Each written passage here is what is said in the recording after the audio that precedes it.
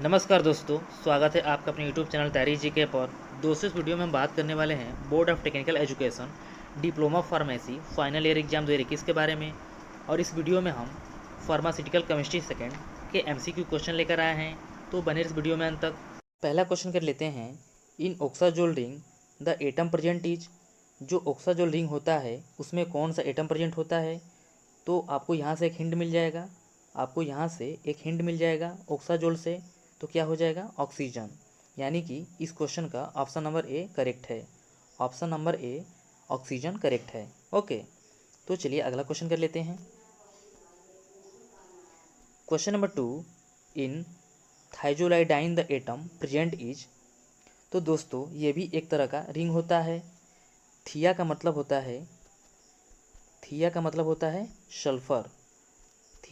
है सल्फर। तो इस क्वेश्चन का ऑप्शन नंबर ए करेक्ट है, यानी कि सल्फर। नेक्स्ट क्वेश्चन कर लेते हैं। क्वेश्चन नंबर 3 कर लेते हैं। क्या कह रहा है? द एजा प्रीफिक्स यूज्ड फॉर। यानी कि प्रीफिक्स का मतलब होता है जो वर्ड पहले इस्तेमाल हुआ हो। प्रीफिक्स का मतलब होता है जो वर्ड आपका पहले इस्तेमाल हुआ हो। जो इसमें वर्ड दिया हुआ है एजा, यहाँ पे देखिए आप लोग, ये जो वर्ड दिया हुआ है एजा, तो जहाँ पर एजा लिखा होगा वहाँ पर नाइट्रोजन जरूर होगा। तो इसका सही आंसर हो जाएगा ऑप्शन नंबर बी, नाइट्रोजन। जहाँ पर एजा लिखा होगा वहाँ पे नाइट्रोजन जरूर होगा। तो आप लोग इसे अच्छे से तैयार कर लीजिएगा। जहाँ पर एजा लिखा होगा वहाँ पर नाइट्रोजन जरूर होगा। इंपॉर्टेंट क्वेश्चन रहेगा आपके एग्जाम के लिए। मैं जितना क्वेश्चन करा रहा हूँ ये सभी क्वेश्चन मैं खुद से बनाया हूँ। तो आप लोग कॉपी पेन लेकर बैठ जाइए और जितना मैं करा रहा हूँ आप लोग अच्छे से नोट्स बना लीजिए और तैयार कर लीजिए। यहाँ से क्वेश्चन आपको 110% देखने को एग्जाम में मिलेंगे। तो चलिए अगला क्वेश्चन कर लेते हैं। क्वेश्चन नंबर 4 कर लेते हैं। Agents that kill bacteria but not spores and used on an animate object card. दोस्तों, एनिमेट का मतलब होता है निर्जीव चीज़ें। यहाँ पे देखिए आप लोग, एनिमेट, ये जो दिया हुआ वर्ड एनिमेट का मतलब होता है निर्जीव चीज़ें। और इसमें लिखा हुआ है कि एजेंट डैट किल बैक्टीरिया, तो किल करते हैं लेकिन उसमें स्पोर्स को किल नहीं करते। और इनका जो इस्तेमाल होता है वो निर्जीव वस्तुओं पर इस्तेमाल होता है। ओके, तो इसका सही आंसर हो जाएगा option number C, anti disinfected. सही आंसर क्या हो जाएगा? Option number C. चलिए अगला क्वेश्चन कर लेते हैं। क्वेश्चन नंबर 5 कर लेते हैं। फिनोल्स रिलेटेड एंटीसेप्टिक्स और।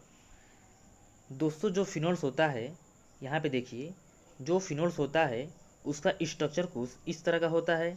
मैं आपको बना कर दिखा देता हूँ। जो इसका स्ट्रक्चर होता है कुछ इस तरह का होता है और बीच में यहाँ पे ओ रहता है और ऐसे करके ऊपर OH का एक बॉन्ड होता है। ओके, तो ये आपका फिनोल होता है।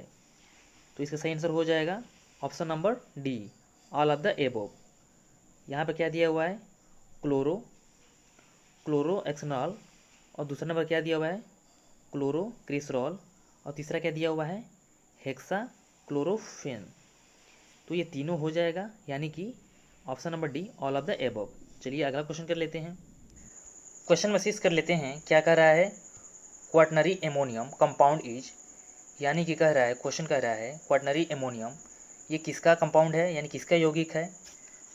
तो सही आंसर हो जाएगा option number C, both A and B, यानी कि सेट्रीमाइड और बेंजाकोलोनियम क्लोराइड, इन दोनों क्वाटनरी एमोनियम के कंपाउंड हैं। ओके, तो चलिए नेक्स्ट क्वेश्चन कर लेते हैं।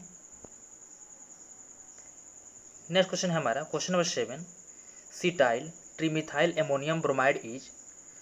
तो इसका सही आंसर हो जाएगा ऑप्शन नंबर बी, सेट्रीमाइड। जो सिटाइल ट्रीमिथाइल एमोनियम के ब्रोमाइड हैं ये कौन है? सिट्रीमाइड है। ये क्वेश्चन आपके एग्जाम के लिए काफ़ी इंपॉर्टेंट रहेगा, तो आप लोग इसे अच्छे से तैयार कर लीजिएगा। ओके, चलिए अगला क्वेश्चन कर लेते हैं। क्वेश्चन नंबर 8 कर लेते हैं। सल्फामोल ग्रुप SO2NH2 प्रेजेंट इन। यानी कि ये जो दिया हुआ SO2NH2 किस में प्रेजेंट होता है? तो दोस्तों, ये आपका सल्फोनामाइड के अंदर प्रेजेंट होता है। यानी कि इस क्वेश्चन का ऑप्शन नंबर बी करेक्ट हो जाएगा। सल्फोनामाइड। और यहाँ देखिए एंटी फंगल एजेंट, यानी कि दोस्तों जो एंटी फंगल एजेंट होते हैं ये कैंसर में यूज होता है। किस में यूज होता है? तो ये कैंसर में यूज होता है। मैं यहाँ लिख भी दे रहा हूँ तो आप लोग देख लीजिएगा, ये कैंसर में यूज होता है। दोस्तों सल्फोनामाइड से बहुत सारे क्वेश्चन पूछे जाते हैं और ये बहुत ही इंपॉर्टेंट चैप्टर है, तो आप लोग इसे अच्छे से तैयार कर लीजिएगा। जो सल्फोनामाइड चैप्टर है इसे आप लोग अच्छे से पढ़ लीजिएगा। तो चलिए अगला क्वेश्चन कर लेते हैं। क्वेश्चन नंबर 9 कर लेते हैं। Non antibacterial sulphonamides are. तो दोस्तों इसमें पूछा है नॉन एंटीबैक्टीरियल सल्फोनामाइड्स जो आपका फ्रुसमाइड होता है ये आपका डायबिटीज होता है, और क्लोरोप्रोमाइड इसमें हाइपोग्लाइमिक एजेंट होता है। जो डायबिटीज पेशेंट होते हैं उसमें इसका यूज किया जाता है। तो इस क्वेश्चन का राइट आंसर हो जाएगा option number C, both A and B, यानी कि क्लोरोप्रोपामाइड और फ्रुसमाइड। क्या हो जाएगा? क्लोरोप्रोपामाइड और फ्रुसेमाइड। तो चलिए अगला क्वेश्चन कर लेते हैं। क्वेश्चन नंबर 10 कर लेते हैं। क्या कह रहा है? Sulphonamide used in respiratory tract infection. जो आपका आर्टिया इन्फेक्शन हो गया इसमें हम कौन सा सल्फोनामाइड का यूज करते हैं? जो रेस्पिरेटरी ट्रैक्ट इन्फेक्शन होता है तो इसमें कौन कौन से करते हैं?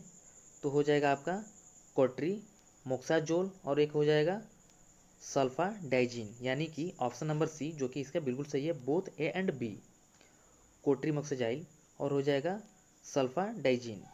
तो चलिए नेक्स्ट क्वेश्चन कर लेते हैं।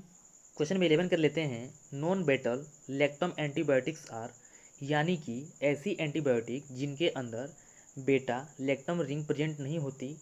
तो दोस्तों आप याद रखेंगे एग्जाम्पल से कि जो नॉन बेटा लैक्टम एंटीबायोटिक के एग्जाम्पल कौन कौन है, तो कौन कौन से हैं देख लेते हैं। स्ट्रेप्टोमाइसिन और टेट्रासाइक्लिन और एक हो जाएगा इरिथ्रोमाइसिन, यानी कि इस क्वेश्चन का ऑप्शन नंबर डी सही है, ऑल ऑफ द एबव।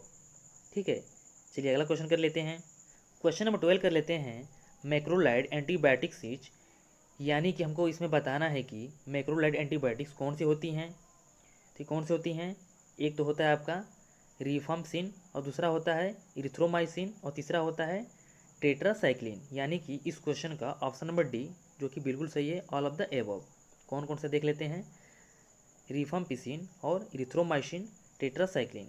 तो चलिए अगला क्वेश्चन कर लेते हैं। क्वेश्चन 13 कर लेते हैं। एंटी ट्यूबरकुलर ड्रग्स आर, जिस ड्रग को या मेडिसिन को टीबी पेशेंट में यूज किया जाता है उसमें से कौन कौन से ड्रग हैं? तो कौन कौन से ड्रग हैं देख लेते हैं। एक तो आपका हो जाएगा इथाम्बुटोल और दूसरा हो जाएगा पैरा एमिनो सैलिसिलिक एसिड, और इसे शॉर्ट में हम लिखते हैं PAS। शॉर्ट में से हम क्या पढ़ते हैं?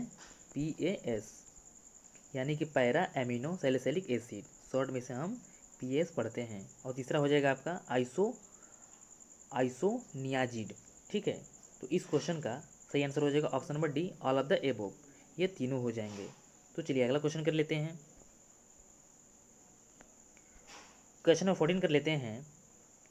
डेप्सोन इज, तो दोस्तों आप देख सकते हैं डेप्सोन एक ड्रग होती है।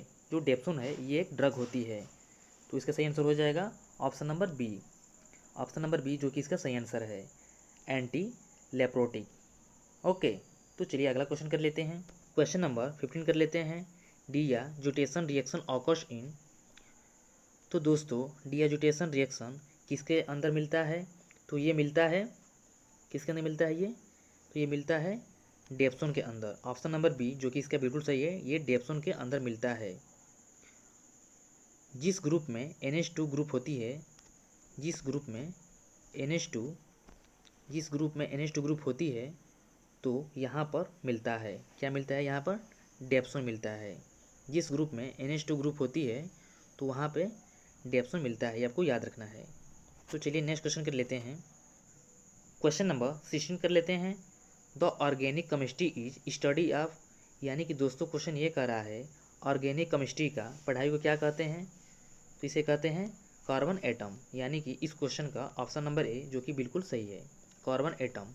ऑर्गेनिक केमिस्ट्री का पढ़ाई को हम कार्बन एटम कहते हैं। तो दोस्तों ये रहा फार्मास्यूटिकल केमिस्ट्री के MCQ क्वेश्चन, और इसका चैप्टर बहुत बड़ा है। तो दोस्तों इसका वीडियो आपको 2-3 पार्ट में देखने को मिलेगी, और वीडियो पसंद आया हो तो प्लीज़ वीडियो को लाइक कीजिए, और अभी तक हमारे चैनल पर नए हैं तो चैनल को सब्सक्राइब करें और अपने दोस्तों को शेयर कीजिए। जो भी student D pharma second year में हैं तो ये क्वेश्चन उनके लिए काफ़ी ज़्यादा हेल्पफुल रहेगी, तो आप अपने सभी दोस्तों को शेयर कीजिए। फिर मिलते हैं नेक्स्ट वीडियो में। Thank you.